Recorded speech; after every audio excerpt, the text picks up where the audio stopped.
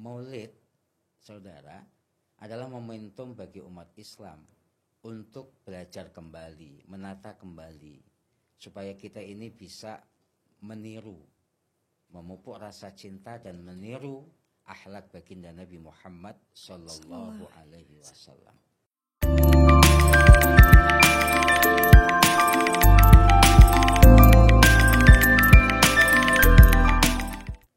Assalamualaikum warahmatullahi wabarakatuh. Halo teman-teman semua, kembali lagi di podcast Sikap, Sarana Informasi Kampus Universitas Islam Negeri Sultan Maulana Hasanuddin Banten. Bersama saya Neneng Royatul Muawanah yang akan menemani teman-teman semua pada podcast kali ini. Oke teman-teman, seperti yang kita ketahui ya, beberapa hari yang lalu kita sudah memasuki bulan Maulid. Nah, bulan Maulid ini adalah salah satu bulan yang sangat istimewa bagi umat Islam. Nah, pada podcast kali ini kita akan membahas mengenai bulan Maulid bersama dengan narasumber yang sangat luar biasa, yang sangat istimewa tentunya, yaitu langsung dari Rektor Universitas Islam Negeri Sultan Maulana Hasanuddin Banten. Selamat siang Bapak. Selamat siang, Assalamualaikum warahmatullahi wabarakatuh. Waalaikumsalam warahmatullahi wabarakatuh. Oke Bapak, sebelum kita mulai boleh perkenalan terlebih dahulu ke pemirsa. Baik, saya perkenalkan diri, saya Rektor baru UIN Sultan Maulana Hasanuddin Banten. Nama saya Profesor Dr. Haji Muhammad Isom MA. Barangkali itu perkenalan singkat saya. Oke, bagaimana nih Bapak di bulan Maulid ini kesibukannya? Alhamdulillah, selain aktivitas sehari-hari di UIN Sultan Maulana Hasanuddin Banten, malum karena basicnya penceramah jadi ya undangan kalau malam. Iya, banyak undangan ya Pak ya. Iya. Dalam rangka memeriahkan Maulid Nabi Muhammad Sallallahu Alaihi Wasallam. Oke Bapak, mungkin boleh berbagi kepada teman-teman mengenai bulan Maulid itu bulan apa sih Bapak? Kenapa disebut dengan bulan yang sangat istimewa? Alhamdulillahirabbil alamin wassalatu wassalamu ala sayyidina Muhammadin wa ala alihi wa sahbihi ajma'in, amma ba'du. Saudara kaum muslimin dan saudara-saudara seiman seperjuangan masyarakat Indonesia dimanapun berada, alhamdulillah kita telah memasuki bulan Rabiul Awal, bulan yang kita kenal sebagai bulan lahirnya baginda Nabi Muhammad Sallallahu Alaihi Wasallam, di mana beliau dikenal dalam catatan sejarah lahir pada hari Senin tanggal 12 Rabiul Awal. Maka kalau kemudian banyak masyarakat kita sekarang ini di mana-mana ramai ya, mengadakan pembacaan Barzanji, pembacaan Simtul Durar, pada dasarnya adalah dalam rangka memupuk rasa cinta kembali pada baginda Nabi Muhammad Sallallahu Alaihi Wasallam. Maulid, saudara, adalah momentum bagi umat Islam untuk belajar kembali, menata kembali, supaya kita ini bisa meniru, memupuk rasa cinta dan meniru akhlak baginda Nabi Muhammad Sallallahu Alaihi Wasallam. Mungkin banyak orang yang menganggap di luar sana, apa dalilnya peringatan Maulid? Apa dasarnya Maulid? Satu hal yang perlu kita pahami bersama, bahwa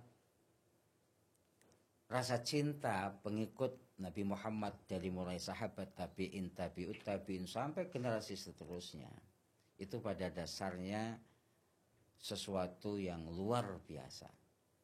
Sehingga kalau kita belajar tentang sejarah catatan kapan itu Maulid diadakan, ada yang bertanya apakah di zaman Nabi ada Maulid? Jawabannya, di zaman Nabi tidak ada acara Maulid. Tetapi substansi dari rasa memupuk cinta kepada baginda Nabi seperti itu yang dilakukan oleh orang-orang umat Islam yang memperingati Maulid itu sudah diadakan. Ada sahabat Nabi yang namanya Ubay bin Ka'ab.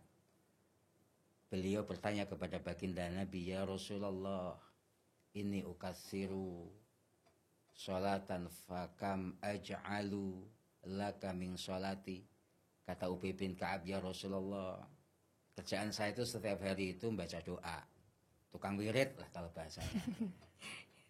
Maka dari sekian wirid yang saya baca, kira-kira proporsi untuk sholawat kepada engkau itu berapa banyak ya Rasul?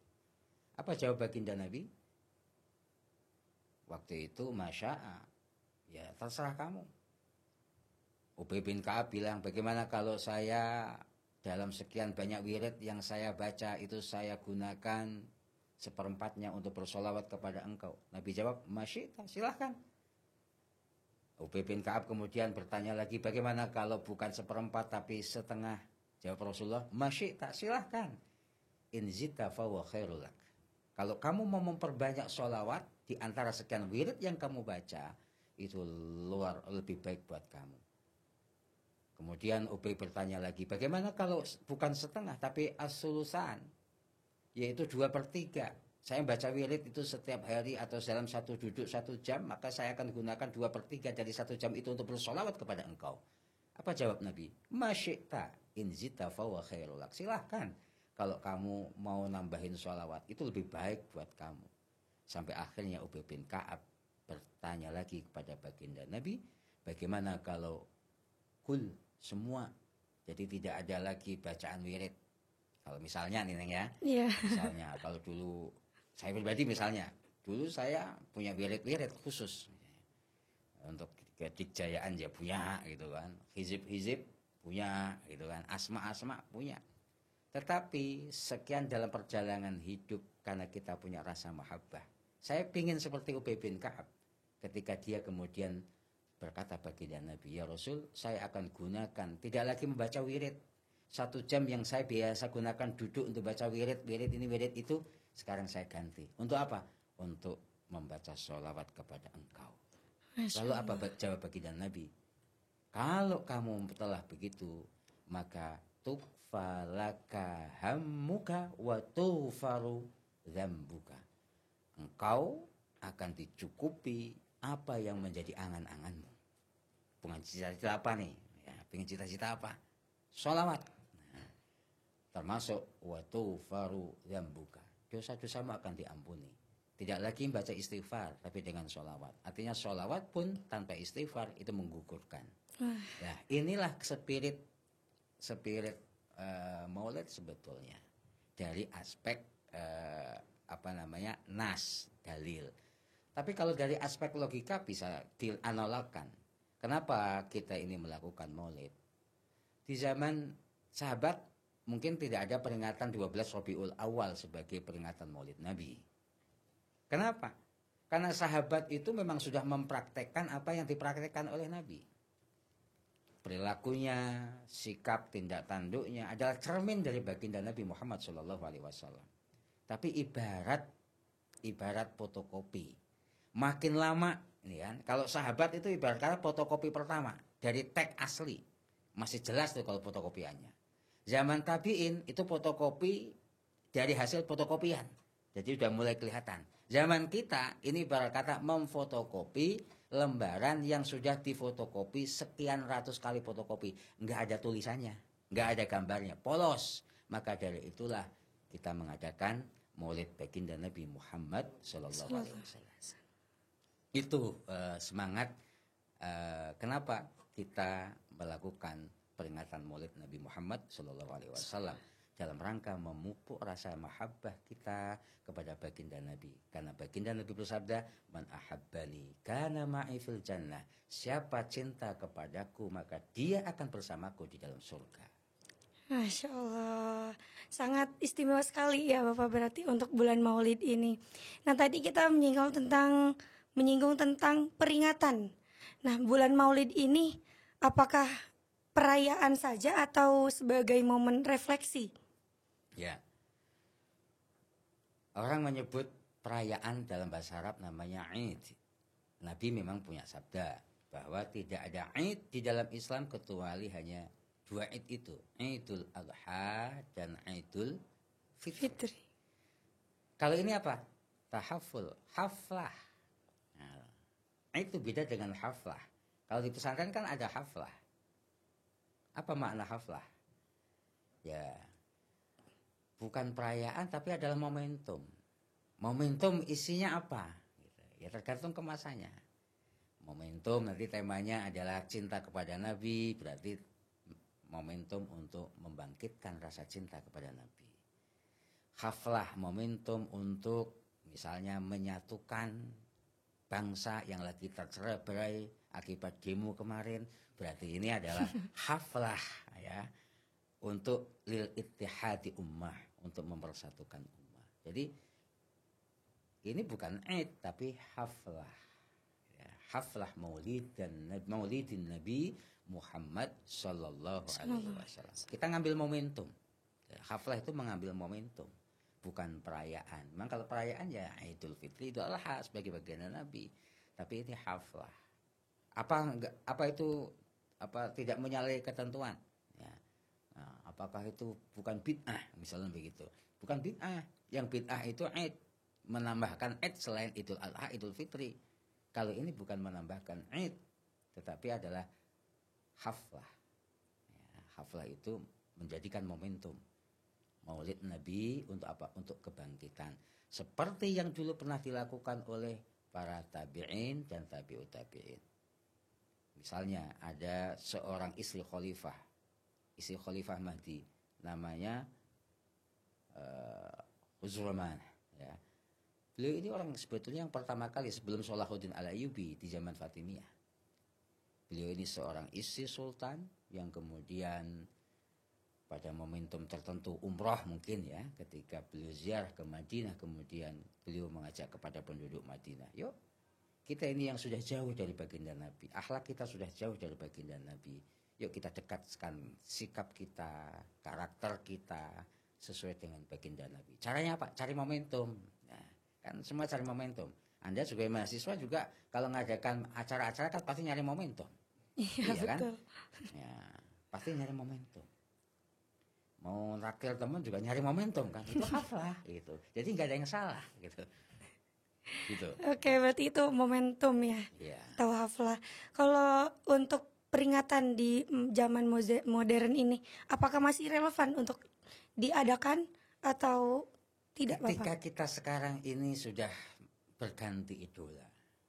Kalau kita tanya kepada generasi Gen Z ya, siapa idola kamu? Bisa jadi artis dakor, apa? Drakor. Drama Korea kan? Iya. Sehingga mereka itu jauh atau sudah mulai menganggap Nabi Muhammad itu adalah sekian idola nomor sekian. Tapi artis-artis drama Korea yang lebih jadi idola. Maka kalau ditanya apakah ini relevan dalam konteks sekarang, sangat relevan. Karena kita ini sekarang membutuhkan manusia yang insan kamil, manusia yang sempurna. Makanya di dalam Al-Quran sendiri kan menarik. Yang dibaca oleh santri-santri ya, ketika membaca laqad ja'akum rasulun min anfusikum azizun 'alaihi ma 'anittum harisun 'alaikum bil mu'minina raufur rahim. Laqad ja'akum, sungguh telah datang rasulun, rasul, ada penjelasannya, min anfusikum. Dijelaskan menggunakan kalimat min anfusikum karena ini mempertegas. Nabi yang kita contoh ini adalah nabi yang sama dengan kita. Anda coba bayangin kalau misalnya yang diutus kepada kita itu malaikat Jibril. Nabinya malaikat Jibril, ya. Si kita suruh nyontoh malaikat Jibril. Malaikat nggak nikah. Kita nggak akan tahu bagaimana cara berkeluarga yang baik. Dengan adanya Muhammad, manusia yang juga menikah, kita tahu tentang bagaimana cara membina rumah tangga yang baik. Kalau yang diutus kepada kita untuk menjadi nabi kita ini adalah malaikat Mikail misalnya, memang bagi-bagi rizki, tetapi dia nggak makan. Maka bagaimana kita bersulit mencari tauladan, praktek makan yang bagus itu seperti apa? Maka cocok kalau kemudian laqad ja'akum rasulun min anfusikum. Contoh kita itu real gitu, manusia real. Ya yang tidur ya. Ya kalau misalnya nabi kita malaikat ya. Kita susah nanti nggak bisa tidur nih. Alhamdulillah nabi kita ini adalah seorang manusia yang tidur, yang makan, yang menikah. yang juga jalan-jalan, gitu ya. Ya itu bentuk wujud yang sempurna dan itu penting buat kita kembali belajar bagaimana mencontoh baginda Nabi Muhammad Shallallahu Alaihi Wasallam. Oke, seperti itu. Untuk berarti masih sangat relevan ya untuk diperingati di zaman modern saat ini. Betul, sangat relevan. Oke, kalau untuk tadi kita harus meniru perilaku Nabi Muhammad. Nah itu perilaku seperti apa sih yang harus kita tiru? Kalau kita ngaji baca lagi tiba, karena rektornya juga pinter tiba. Wa kana sallallahu alaihi wasallam syadidal haya'i wa tawadhu. Gitu kan? Paling tidak dua itulah. Bahwa baginda Nabi itu syadidal haya. Beliau itu sangat pemalu. Nah, sekarang ini kan beda. Zaman sekarang ini apa-apa posting, apa-apa upload bikin status. Baginda Nabi syadidal haya. Beliau sangat pemalu. Tapi bukan memalu-malukan. Dan ini perlu dicontoh oleh generasi sekarang ini, syadidal haya. Kita malu menjadi bangsa yang dulu sangat santun, sekarang dilihat beringas, galak, jarang senyum. Wa tawadzu'i, dan Rasulullah itu rendah hati. Dengan siapapun beliau sangat rendah hati. Dengan anak kecil beliau sayang, dengan orang tua beliau menghormati. Ini patut dicontoh oleh anak sekarang. Termasuk apa? Rasulullah juga rajin menengok orang yang sakit. Termasuk lawan politik. Ya dalam sejarah kan dikenal betul bahwa baginda Nabi kalau mau sholat sering dilemparin kotoran oleh orang Yahudi. Rasulullah senyum, tidak dendam.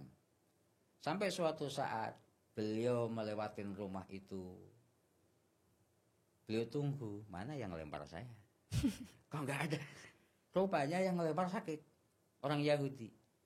Tatkala orang Yahudi itu sakit, tidak ada satupun orang yang menjenguk, maka orang yang pertama menjenguk adalah Rasulullah Muhammad SAW.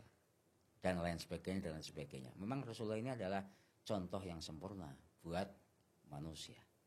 Maka kita generasi sekarang, ya khususnya di inilah Maulid nih, jadikan momentum ini untuk membaca sejarah Nabi, ya, baca ziba, gitu. Supaya apa? Tumbuh rasa cinta. Kalau cinta, mudah-mudahan kita bisa meniru, mengikuti apa yang dilakukan, dikatakan, ya, menjadi sikap karakter baginda Nabi Muhammad Sallallahu Alaihi Wasallam. Oke, berarti tadi ya Bapak ya, Masya Allah sekali ada dua yang memang di zaman sekarang tuh harus kita tiru ya. Tadi rasa malunya, kemudian juga ada rendah hatinya. Nah untuk di bulan Maulid ini Bapak pastinya ada keutamaan-keutamaan yang terdapat di bulan Maulid. Apa sih Pak keutamaan bulan Maulid itu? Ya, sebetulnya tidak ada keutamaan. Ya, tidak ada di dalam nas tentang keutamaan.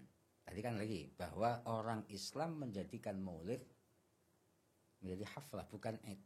Hanya momentum saja.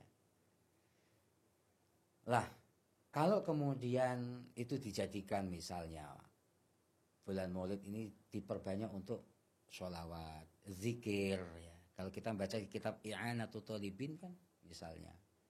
Lagi-lagi ini ngambil momentum. Karena semua orang pasti itu mengadakan sesuatu itu cari momentum yang pas. Dan momentum yang pas dari zaman dulu itu adalah Maulid. Kenapa Maulid dijadikan momentum yang pas? Karena dengan Maulid di situ orang bisa berkumpul. Yang tetangga selama ini tidak bisa berkumpul, ya kalau kumpul Jumat pun untuk laki-laki. Ibu-ibu kan nggak pernah kumpul. Nah, tapi dengan Maulid semua anak-anak, ibu-ibu, bapak-bapak yang muda kumpul. Kalau kumpul ngapain? Nyanyi bersama. Nah, diajarkan acara apa? Sholawatan, baca barzanji, ya ratib.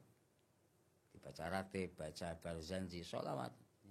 Ya Rabbi salli ala Muhammad, ya Rabbi salli alaihi wasallim. Kompak bersolawat semuanya. Dan senandung solawat itu tadi kan saya sampaikan di awal Ubay bin Ka'ab. Tukfa, akan dicukupi hammuka, angan-anganmu, cita-citamu apa.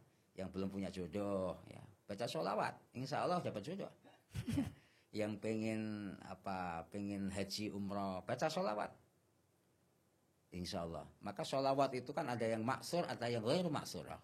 Ada sholawat yang memang diajarkan oleh Nabi. Allahumma sholli ala Sayyidina Muhammad kama shollaita ala Ibrahim dan seterusnya. Atau Allahumma sholli ala Muhammad. Tapi ada yang ghairu maksurah, yang disusun oleh orang-orang yang punya rasa cinta. Ada sholawat nariyah. Allahumma sholli sholatan kamilatan wa sallim salaman taman ala sayyidina Muhammadin alladzi tanhallu bihil uqadu wa tanfariju bil qurab. Seterusnya ada sholawat tibil qulub. Allahumma sholli ala sayyidina Muhammad sholatan tibil qulubi wa dawaiha wa afiyatil abdani wa shifaiha wa nuril absari wa dhiyaiha, supaya Pak sehat semua. Dan memang sholat ini adalah kunci setiap doa. Sabda Nabi Muhammad, kullu du'ain min ummati mahjubun hatta yahtatimuna bisolatin alayya. Setiap doa yang dipanjatkan oleh umatku mahjubun. Apa itu mahjubun? Nggak nyampe, ditutupi. Ibarat kata kalau paket COD itu nggak nyampe-nyampe. Hatta yahtatimuna, sampai kalian itu ketika membaca doa mengakhirinya dengan bisolatin alayya, dengan sholawat kepada Nabi Muhammad sallallahu alaihi wasallam. Makanya kan ketika doa Rabbana atina fid dunya hasanah wa fil akhirati hasanah wa qina adzabannar, pasti ada sholawatnya. Wa sallallahu ala sayyidina Muhammad wa ala alihi wa sahbihi ajma'in walhamdulillahi rabbil. Dan itu ada dalilnya, wa qulil hamdulillahi wa salamun ala ibadihi alladzina astafa Allahu khairun amma yajma'un. Itu ada dalilnya bahwa doa, ya doa itu akan dikabulkan oleh Allah kalau pakai kunci. Ini jangan lupa, kita doa sampai bibir kita sudah berbusa-busa, ya, tapi nggak terkabul-kabul. Jangan-jangan doanya salah. Kenapa salah? Karena nggak baca sholawat, nggak baca hamdalah. Ini maka sekarang ini peringatan Maulid, ya, kalau dikatakan apa keutamaannya di ya salah satunya sholawat. Sholawat berkumpul, nanti untuk sholawat adakan apa? Adakan sedekah, orang yatim, orang fakir berkumpul semua, ya, makan bareng-bareng, luar biasa. Dan itu praktek baginda Nabi Muhammad sallallahu alaihi wasallam. Oke, untuk keutamanya berarti tadi ya, perbanyak membaca sholawat di bulan Maulid. Nah, di beberapa daerah Bapak yang kita ketahui ada beberapa tradisi yang dilakukan oleh masyarakat. Salah satunya ada daerah yang dia itu tradisinya berhias panjang, kemudian arak-arakan sambil bersolawat. Nah, itu sebenarnya harus dikembangkan ataukah tidak gitu? Ya. Semua suku di Indonesia yang pernah saya singgahi dan saya teliti, itu hampir semuanya memiliki tradisi memuliakan Maulid. Bahkan kalau kita kaji dari aspek filologis, saya juga walaupun orang syariah tetapi gemar ya, senang dengan manuskrip. Itu kalau kita baca koleksi manuskrip arsip di Perpustakaan Nasional, itu judul Maulid Nabi itu sangat banyak. Sejarah Nabi, ya, yang menyebut tentang menyikap tentang sejarah baginda Nabi dengan versi bahasa yang beda-beda, itu sudah banyak. Artinya apa? Maulid ini bukan hal baru, tapi sudah dari nenek moyang dulu. Buktinya apa? Penyebaran naskah yang menjelaskan tentang Maulid, termasuk praktek yang hidup dalam masyarakat. Di Banten ada kekhususan namanya panjang mulut. Bukan panjang mulutnya panjang. Ya, panjang mulut. Ya. Ini adalah bagian dari syiar. Bagaimana memupuk rasa cinta orang Banten dengan baginda Nabi Muhammad Shallallahu Alaihi Wasallam. Disebut panjang, makanya simbolnya biasanya kapal. Ya kan? Kenapa tidak onta? Ya, kan Nabi Muhammad lahirnya di Mekah. Ya, perayaannya onta aja. Kita gunakan apa? Kapal kan rata-rata. Kapal dihiasin dengan uang. Ya, yang ada yang sedekah 2.000-an, ada 5.000-an, ada yang 50.000, 100.000. Semua masing-masing punya keyakinan. Ya. Lah kapal sendiri ini simbol bahwa kita ini orang maritim. Orang Banten ini orang maritim kan, yang menyebarkan Islam ini orang dari Latin ya, dari pesisir ini. Dan maritim itu simbol apa? Orang maritim itu kan simbol inklusivitas. Siapapun yang datang ke Banten, siapapun yang punya kapal perahu silahkan bersandar di pantai-pantai, nggak harus bayar, gitu kan? Itu keterbukaan orang filosofi orang nelayan. Maka ketika panjang mulut disimbolkan dengan kapal, itu simbol apa? Bahwa Banten ini adalah terbuka. Ya, terbuka, siapapun silakan datang. Seperti apa? Kapal tadi. Dan kapal ini, ya, kapal itu juga melambangkan. Saya ada naskah tuh namanya naskah di zaman muridnya Sunan Kalijaga. Yang namanya kapal. Kapal itu ada lambung, ada ada dayung, kemudian ada tali, ada termasuk layarnya. Itu maknanya luar biasa itu. Bahwa yang namanya kapal ini kan lambung, ketahanan, ya, ketahanan. Apa itu? Kapal itu lambang keimanan. Seorang yang berlayar di tengah lautan dalam kehidupan yang tidak menentu, bisa jadi ombak datang, macam-macam. Orang akan bertahan dengan apa? Kapal. Kalau kapalnya kuat, insya Allah aman sampai seberang. Sama pun kalau kapalnya apa? Iman. Kita menghadapi gejolak hidup yang luar biasa, bak di tengah samudra. Kapalnya kalau kuat, imannya kuat, insya Allah selamat. Jadi simbol panjang itu begitu, itu sebenarnya simbol panjang mulut. Jadi panjang mulut itu bukan berarti mulut yang panjang, tapi tadi bahwa ini adalah satu amal kolektif yang insya Allah mengalir, amal jariah, ya, panjang, amal jariah. Ada lagi misalnya ada di daerah Kalimantan Barat, Kalimantan Selatan, Banjarnegara. Itu ada ayun temayun. Itu kalau bulan Maulid, ya. Itu nanti ada ayunan yang dihias macam-macam. Ya, dulu yang nggak pernah diayun mungkin oleh orang tuanya, silakan naik. Dengan apa? Dengan ayun pahit, berharap di situ tuh di Maulid juga. Cita-cita, angan-angannya apa-apa dikabulkan oleh Allah Subhanahu wa Ta'ala. Dan itu nggak salah kan tadi. Dalam hadis Ubay bin Ka'ab bertanya bagi Nabi, bagaimana kalau semuanya sholawat saya bacakan, saya nggak lagi ngamalin hizib nasar, saya nggak ngamalin hizib bahar, saya nggak ngamalin asma ini asma itu, ilmu kejadukan macam-macam, yang saya amalin hanya sholawat. Kata Nabi, tukfa hammuka wa tughfaru laka dzambuka. Angan-anganmu akan dikabulkan oleh Allah dan dosamu akan diampuni oleh Allah.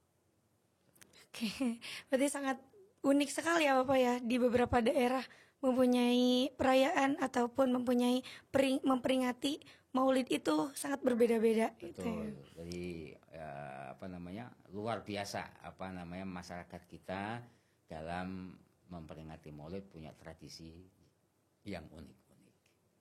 Oke. Kalau menurut Bapak nih, bagaimana Maulid itu bisa menjadi momentum yang bisa mempersatukan antar umat beragama ataupun di dalam umat Islam itu sendiri? Ya. Kalau hanya bicara sholawat, kita ini kurang lebih ada 15 waktu dan tempat kita baca sholawat. Ketika sholat, baca sholawat. Adzan, selesai adzan baca sholawat. Apalagi? Banyak pokoknya tempat waktu sholawat. Artinya sholawat sebetulnya bisa dilakukan oleh siapa saja. Tetapi ketika sholawat itu dikumandangkan secara berjamaah, hadir sekian banyak orang di kampung, sekampung kumpul di masjid, ya, yang awalnya nggak kenal jadi kenal, ya, yang awalnya pelit nggak pernah nyantunin, ini dipaksa oleh Pak RT, ayo nyumbang, ayo nyumbang, kan gitu kan? Ini luar biasa ini. Artinya Maulid ini memang momentum, saya katakan momentum ya. Momentum untuk membangkitkan lagi kesadaran humanisme kita, rasa cinta kita, rasa kasih sayang kita. Bukan hanya kepada keluarga kita, anak kita, tetapi kasih sayang kepada sesama. Ini momentumnya adalah Maulid Nabi Muhammad Sallallahu alaihi wasallam. Oke, Bapak. Mungkin kita di pertanyaan terakhir nih. Mungkin ada pesan untuk teman-teman semua dalam merayakan, memperingati Maulid Nabi Muhammad SAW. Kaum muslimin, saudaraku seperjuangan, senusa bangsa yang kami banggakan, mari sama-sama kita jadikan peringatan Maulid Nabi Muhammad SAW sebagai momentum untuk mempereratkan rasa silaturahim kita, memupuk rasa cinta kita, membangun humanisme kita, dan termasuk membangun rasa cinta kita kepada sesama makhluk Allah Subhanahu wa Ta'ala, bukan hanya manusia, tapi juga alam di sekitar kita. Karena baginda Nabi adalah manusia sempurna. Beliau menekankan bukan hanya hablum minallah wa hablum minan nas. Bahkan dalam ibadah beliau proporsional beliau lakukan. Setengah itu untuk Tuhan dan setengah itu untuk umat manusia.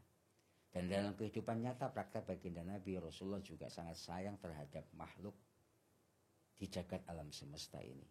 Maka saya mengajak kepada saudara-saudara semua, marilah di bulan Maulid ini kita jadikan sebagai momentum untuk memupuk rasa cinta dan persaudaraan kita.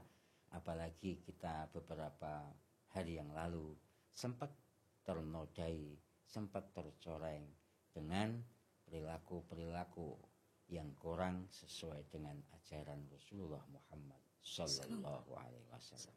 Mudah-mudahan kita lebih banyak bersholawat sehingga Allah menurunkan rahmat, dan mudah-mudahan bangsa kita menjadi baldatun thayyibatun wa rabbun ghafur, gemah ripah loh jinawi, bangsa yang makmur dan diridhoi. Demikian, terima kasih. Oke, baik, terima kasih Bapak sudah membersamai kita pada podcast kali ini. Tadi banyak sekali ya teman-teman yang sudah disampaikan oleh Bapak Profesor Dr. Haji Muhammad Isom MA selaku rektor baru di Universitas Islam Negeri Sultan Maulana Hasanuddin Banten. Semoga apa yang telah disampaikan tadi bisa bermanfaat bagi teman-teman semua.